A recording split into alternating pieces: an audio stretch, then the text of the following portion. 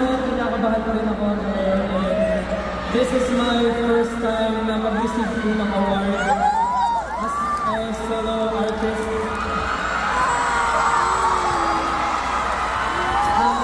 Hanggang ngayon po, to be honest, hindi pa rin ako paniwala na kapag-release pa ako ng song. But with this, isa po itong patunay na marami po talaga nagtitiwala sa akin. Kaya maraming salamat po.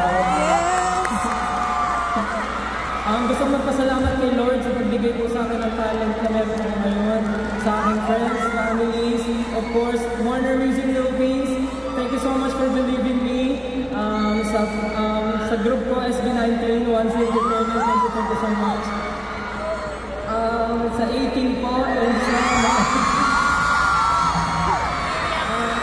to my beloved berries, thank you so much for hindi ko man mapapangako na kaya ko pong gampanan ng mga bagay na naiisip niyo pa sa akin, pero isa lang pong mapapangako ko.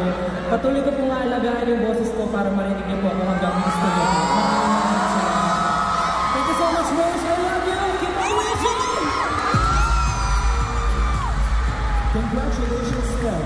You will also take home a cash prize worth 25,000 pesos. 100,000 pesos will be given to Center for Excellence in Special Education Foundation Incorporated, courtesy of Hyundai.